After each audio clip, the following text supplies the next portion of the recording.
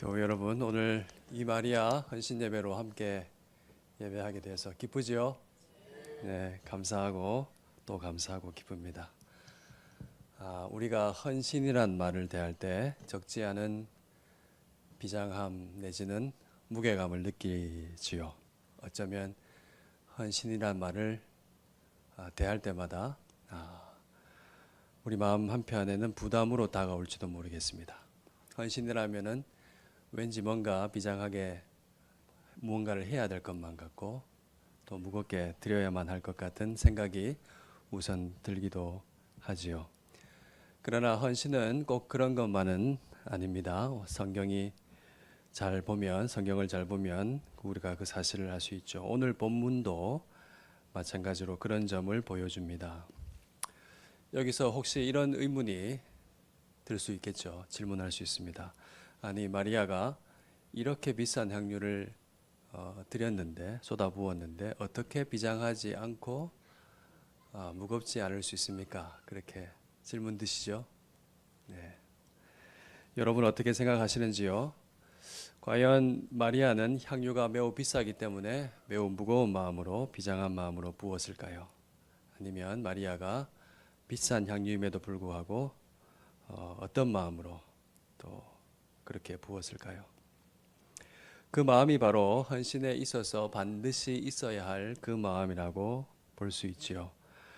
그 마음에서 그 비싼 향유는 그 값에 따라서 굉장히 무거운 것이 아니라 오히려 조금도 아깝지 않은 것이었을 것입니다. 오늘 본문의 말씀을 통해서 아주 평범한 일상 속에서 나오는 아주 비범한 헌신, 그래서 대대로 기억되고 있는 위대한 헌신의 그 향기를 우리가 함께 맡아볼 수 있기를 소원합니다. 그리고 그 향기가 여러분의 삶에서도 피어나기를 진심으로 바랍니다. 오늘 본문이 이렇게 시작하지요. 1절 말씀입니다. 유월절 엿새 전에 예수께서 베다니에 이르시니 이곳은 예수께서 죽은 자 가운데서 살리신 나사로가 있는 곳이라. 여러분, 유월절 엿새 전이라는 이 짤막한 말은요, 주님께서 예루살렘 입성하기 얼마 전이다 하는 것을 보여주죠. 주님의 십자가 죽음이 임박했음을 가리키는 그런 말입니다. 베다니는 예루살렘에서 3.2km 정도 떨어진 마을이거든요. 그래서 여리고에서 예루살렘으로 올라갈 때 마지막 숙박지 역할을 한 곳이었습니다. 요한이 이 베다니에 대해서 설명을 덧붙이고 있지요. 이곳은 죽은 자 가운데서 살아난 나사로가 있는 곳이라 그랬습니다. 이 죽었던 나사로가 살아났으니까 베다니는 그 조그만 마을이 얼마나 놀람과 기쁨으로 가득 찼겠습니까? 지금 베다니는 온 유대 땅의 화제의 중심이라고 할 수 있습니다. 이곳에 장본인인 예수님이 도착하시자 마을 전체에 잔치가 크게 벌어진 거예요. 같은 사건을 말하는 마태복음과 마가복음을 보면은 이 잔치가 베다니 나병 환자 시몬의 집에서 열렸다 그렇게 기록하고 있습니다. 전에 예수님께서 이곳 동네에서 나병 환자 시몬의 병을 고쳐주신 적이 있죠. 그러니까 잔치가 벌어진 이 베다니 동네가 그려집니다. 시몬의 병을 고쳐주신 그 시몬의 집에서 잔치가 열린 것입니다. 그 잔치의 기쁨이 상상이 되시죠? 아마도 그 잔치에는 분명히 죽었다가 살아난 나사로도 앉아 있었을 것입니다. 당연히 병이 나은 이 집주인 시몬도 있었겠죠. 잔치의 자리에 앉아 있었을 겁니다. 사람들은 두 사람을 번갈아 보면서 정말 신기해했겠죠. 진짜 나병이 나았네. 죽었다고 들었는데 살아났구나. 실물을 보면서 번갈아 보면서 신기해하면서 식사를 하면서 그렇게 즐겁게 잔치를 즐겼을 것입니다. 여기에 마르다와 마리아도 참여했죠. 거기서 마르다는 은사를 따라서 열심히 일을 했고 마리아는 예수님 곁에서 그냥 앉아있고 말씀을 들었던 것 같습니다. 잔치가 한창 불이 있고 이야기꽃이 필 때 마리아가 준비한 것을 가져왔죠. 지극히 비싼 나두 향유, 그것을 가져왔습니다. 이게 양이요 콜라캔 하나 정도 되는 겁니다. 350ml 정도 되는 거예요. 마리아는 그 비싼 향유를 예수님 발에 붓고 자기 머리털로 예수님의 발을 닦았습니다. 이럴 때 상상이 필요하죠. 여러분 긴 머리를 풀어 헤치고 어떤 사람의 발을 기름을 부어서 닦는다고 하면 상상을 해보십시오. 정말 이례적인 일입니다. 갑작스런 이 행동, 돌발 행동에 잔치장 분위기는 어수선해졌을 겁니다. 시선이 그 여인에게 다 꽂혔겠죠. 향유 냄새가 온 집안에 가득하게 되었겠죠. 매우 놀랍고 이상한 광경입니다. 발 씻으려면은 물 부으면 됩니다. 종들이 주로 하잖아요. 물을 붓고 그렇게 하면 되죠. 기름은 머리에 붓지 발에 붓는 건 아니거든요. 그것도 참 이상하죠. 여인이 공중 앞에서 머리를 풀어 헤치는 것도 굉장히 이상한 행동입니다. 이례적인 일입니다. 그리고 그 여인이 자기의 머리털로 남자의 발을 닦는다는 행동도 정말 도가 지나친 행동입니다. 게다가 발을 씻는다고 사용된 것이 뭡니까? 300데나리온이나 되는 향유를 한 번에 쏟아부었습니다. 알아보니까요, 콜라캔 하나 정도면 온몸을 다 닦을 수 있답니다. 그거를 발에다가 다 부어가지고 자기 머리털로 닦는 모습을 상상해 보십시오. 사람들이 어안이 벙벙하고 또 심지어는 화가 날 법도 한 일입니다. 아니나 다를까 이를 쳐다보던 가룟 유다가 참다 못해서 한마디 하죠. 5절 말씀에 있습니다. 이 향유를 어찌하여 300데나리온에 팔아 가난한 사람에게 주지 아니하였느냐. 정확한 계산입니다. 한 데나리온이 노동자 아시는 대로 하루 품삯이잖아요. 10만 원 계산하면은 얼마입니까? 요만한 통 하나에 3천만 원 정도 되는 겁니다. 그것을 팔아서 나누어 준다면은 가난한 사람 잘 도울 수 있습니다. 그런데 이 유다의 말 정확하고 또 참으로 합당한 말일 수 있는데 그 유다의 말에 대해서 요한의 평가가 6절에 나오죠. 이렇게 말함은 가난한 자들을 생각함이 아니요 그는 도둑이라 돈꾀를 맞고 거기 넣는 것을 훔쳐 가미러라. 향유를 팔아서 돈꾀에 넣었다면은 유다가 그것을 착복할 것이라고 예상을 하고 그렇게 안 해서 이렇게 했다는 말을 하고 있는 것입니다. 요한은 한때 자기와 함께 지냈던 유다를 결론적으로 그렇게 표현했습니다. 요한복음을 기록하면서 유다를 회상했겠죠. 그러면서 그때 당시는 알지 못했을 수도 있겠지만은 지금 와서 보니까 그의 행동, 그의 말은 그런 마음에서 나온 거겠구나 하면서 결론적으로 유다를 그렇게 평가하며 기록했습니다. 여러분, 당신은 알지를 잘 못하지만은 시간이 지난 다음에 알게 되는 것이 있습니다. 말 뒤에 감추어졌었던 그 사람의 진실 같은 거죠. 거짓은 드러나게 되어 있습니다. 이렇게 거짓된 헌신이 드러나고 말았습니다. 여러분, 유다가 한 말은 참으로 합당한 말입니다. 물로 발을 씻겨드리면 되지 굳이 비싼 향유를 부을 필요는 없잖아요. 한 번만 꿀꺽 참으면 3천만 원 아끼는 거잖아요. 순간적인 이벤트를 위해서 너무 비싼 비용이 아닐까요? 그것 비싼 것을 팔아서 나누어 주면은 한 사람당 얼마나 줄 수 있겠습니까? 가난한 사람에게 많은 사람이 혜택을 받을 겁니다. 맞는 말입니다. 그러나 그 뒤에는 악한 마음이 있습니다. 거짓은 합당한 논리나 탁월한 덕으로 흔히 잘 포장된다는 사실을 우리가 기억할 필요가 있습니다. 여러분, 합당한 명분이나 이유는 때로는 우리의 헌신을 가로막는 효과적인 역할을 할 때도 있다는 사실을 기억해야 합니다.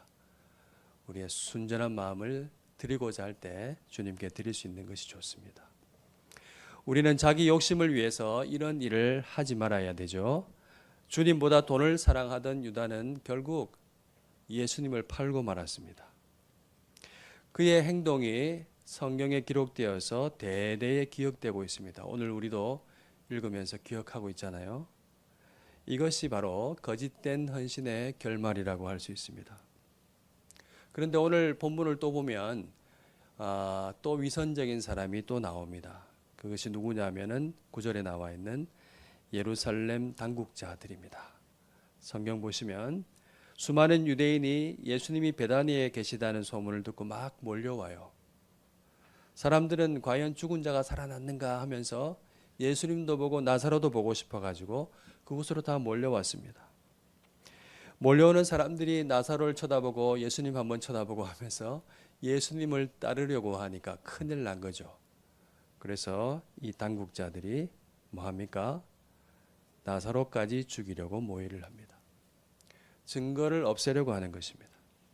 하나님을 섬기고 예배를 주관하는 자들입니다. 대제사장들이 이같이 교활한 짓을 꾸밉니다.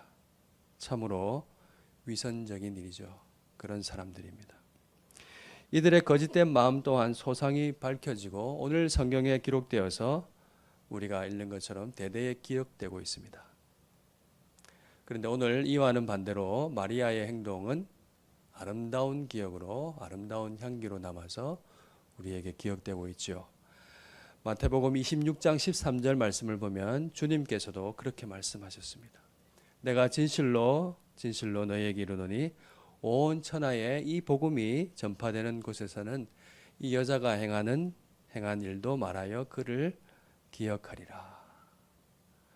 여러분, 우리의 삶도 주님 안에서 그 아름다운 헌신들을 다 기억될 줄로 믿습니다. 그런 여러분들 되기를 바랍니다. 마리아가 한 일은 낭비처럼 보이지만은 낭비가 아니었습니다. 가장 아름다운 낭비, 주님을 위해서 쓰였던 고귀하고 거룩한 낭비라고 할 수 있습니다. 예수님은 이 마리아의 행동을, 이 이례적인 행동을 7절 말씀과 같이 받으셨습니다. 7절에 뭐라고 기록되어 있죠? 그를 가만두어 나의 장례할 날을 위하여 그것을 간직하게 하라 말씀하셨습니다. 여러분, 이 말씀 자세히 보십시오. 조금 이해하기가 어렵습니다. 마리아가 이미 향유를 다 쏟아 부었는데 주님 말씀은 어떻게 향유를 장례할 날을 위해서 간직할 수가 있을까요? 이미 다 쏟아 부었는데 미래에 있을 나의 장례를 위해서 간직하게 하라는 말씀이잖아요. 이 말씀 무슨 뜻일까요? 주님께서 그 향유를 자신의 장례를 위한 향유로 받아주신 것입니다. 그렇게 해석해 주신 거예요. 표현하자면은 이런 표현입니다. 다 쏟아 부어졌지만은 여전히 간직된 향유다, 이런 표현이죠. 멋있죠? 다 쏟아 부어졌지만 여전히 간직된 향유다. 십자가에서 자신의 생명을 드림으로 하나님 아버지께 영광을 돌리게 될 텐데, 하나님께 영광이 될 그 영광의 향기를 지금 내가 살아있는 이때에 이 여인을 통해서 향기롭게 퍼져나가게 되었다는 그 말씀입니다. 사람들의 눈에는 참 과도하고 낭비처럼 보였을지 모르지만은 예수님은 그것을 자신의 죽음을 준비하는 가장 깊은 사랑의 표현으로 받아주시고 해석해 주신 것입니다. 말씀이 이어지죠. 가난한 사람들은 언제나 너희와 함께 있지만 나는 언제나 너희와 함께 있는 것이 아니다 하시면서 마리아의 행동을 아름답게 해석해 주셨습니다. 여러분, 마리아의 행동은 어떤 것입니까? 마리아는 그것이 무엇을 될지는 몰랐지만은 예수님의 장례를 예비했습니다. 마리아의 사랑과 헌신은 그리스도를 위한 마지막 기름 부음이 되었습니다. 첫 번째 기름 부음이 있었어요. 어떤 때입니까? 공생애를 시작하실 때 예수님께서 인간이 받으시는 세례, 요단강에서 세례를 받으실 때 하나님께서 하늘을 열어주시고 이는 내 사랑하는 아들이라 증언하시고 내 기뻐하는 자라고 말씀하실 때 성령이 비둘기처럼 그에게 임하시고 성령으로 기름을 부어주셨습니다. 그날 이후 지금까지 예수님께 기름을 부어준 사람은 그것 말고는 아무도 없었습니다. 주님은 십자가에 죽으시기 위해서 예루살렘으로 가시기 직전에 마리아에게서 기름 부음을 받으셨습니다. 주님께서 이 여인의 행동을 자신을 위한 기름 부음으로 영광을 예비한 것으로 그렇게 기꺼이 받으시고 그렇게 즐거워하시고 해석하신 것입니다. 여러분, 그리스도 메시아란 말 뜻이 뭡니까? 기름 부음을 받은 자입니다. 주님은 십자가로 향하시려는 이 시점에 이 한 여인의 사랑의 헌신을 통해서 다시 한번 영광의 메시아로 기름 부음을 받으신 것입니다. 구약의 그 유구한 역사, 구약의 언약의 역사, 그리고 신약에서의 그 모든 구속의 성취되는 사건이 이 여인이 조용한 헌신의 사랑을 통해서 그것이 아름답게 연결되고 있는 장면을 우리가 보고 있는 것입니다. 여러분, 우리가 가져야 할 마음이 뭐겠습니까? 헌신 이야기하지만 헌신의 가장 깊숙한 것은 뭐겠습니까? 그것은 값으로 바꿔지지 않는 여러분의 순전한 마음입니다. 여러분의 그 값으로 따질 수 없는 사랑의 마음을 주님께 드리는 것입니다. 우리가 예수님을 사랑함으로 선한 일을 행할 때, 주님은 매우 작지만은 그 평범한 일을 통해서 우리가 미처 깨닫지 못하지만 예상할 수도 없지만은 아름다운 주님의 나라의 일을 이루는 데 사용하실 것입니다. 여러분이 그 믿음을 가지고 참으로 사실 수 있기를 주님의 이름으로 축원합니다. 우리의 그 작은 손과 발의 수고와 헌신을 통해서 주님의 나라를 오게 하십니다. 안 믿으시는 것 같아요. 주님의 복이 흘러가는 데에 사용되게 하십니다. 이것이 바로 헌신의 신비인 것입니다. 우리가 드리는 것이 때로는 너무 작아 보이고 너무 평범해 보이고 왜소해 보이고 때로는 뭐 되겠나 싶은 생각도 들고 또 심지어 아무 효과도 없는 소진되는 것처럼 보일지라도 주님은 그것을 결코 작게 보지 않는다는 사실을 기억하십시오. 우리가 사랑의 마음으로 드릴 때에 그것은 장례를 예비했던 그 향유처럼 하나님 나라에 아름답게 쓰이는 일로 연결된다는 사실을 기억하십시다. 오늘 헌신 예배를 드리는 사랑하는 여러분, 여러분이 참 수고가 많죠. 가정에서, 직장에서, 교회 안팎에서 많은 일을 감당하고 계십니다. 자녀를 위해서 기도하시고 부모님을 향해서 열심히 돌보시고 또 교회를 위한 보이지 않는 여러 봉사하시고 또 말할 수 없이 또 말없이 감당해내는 수많은 작은 일들 많습니다. 때로는 이게 무슨 소용이 있을까 하는 생각이 들 수도 있습니다. 그러나 주님은 그 모든 것을 알고 계시고 기억하시고 그리고 무엇보다도 그것을 여러분 기뻐하신다는 사실을 마음에 확신하시기를 바랍니다. 마리아가 부은 향유는 잠깐의 향기로 끝나버렸을지도 모르겠지만은 그 영적인 향기는 지금도 우리 가운데 전해지고 있습니다. 그처럼 여러분의 헌신도 결코 사라지지 않는다는 사실, 하나님 앞에서 결코 다하지 아니하는 향기로 남는다는 사실을 여러분 꼭 알고 살 수 있기를 바랍니다. 사랑하는 여러분, 오늘도 우리가 드리는 작은 수고, 작은 친절, 작은 인내, 작은 기도 하나하나가 주님의 손에 올려질 때에 역사 속에서 향유가 될 것입니다.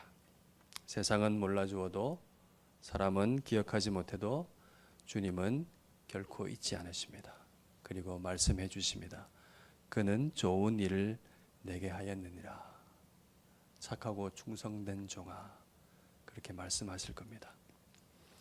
여러분, 우리의 일상과 마음을 주님께 다시 한번 드립시다. 계산되지 않는 사랑, 아낌없는 마음으로 조용하지만 깊은 헌신으로 주님 앞에 나아갈 수 있기를 바랍니다. 주님은 기억하시고 받아주시고 아름답게 해석해 주시고 영광스럽게 사용하실 것입니다. 여러분에게 있는 순전한 향유는 무엇입니까?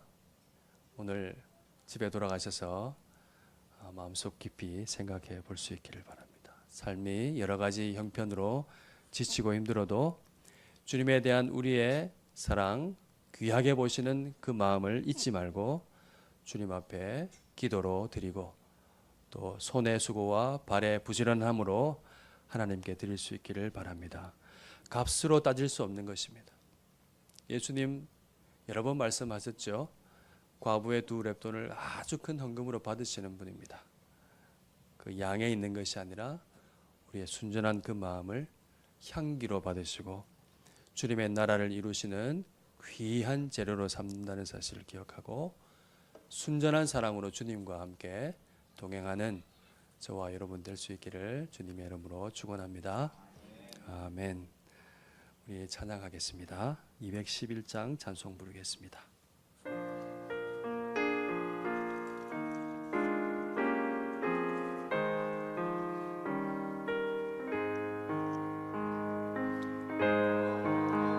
비싼 향유를 주께 드린 막달라 마리아 본받아서 향기로운 산제물 주님께 바치리 사랑의 주 내 주님께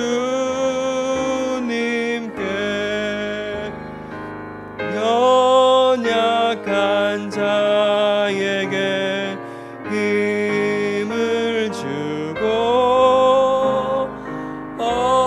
어두운 세상에 빛을 비춰 성실과 인내로 내 영제 이끌리 사랑의 주 내 주님께 두려운 마음에 소망 주고 슬픔에 쌓인 자 위로하며 길 잃은 자들을 친절히 이끌리 사랑의 주 내 주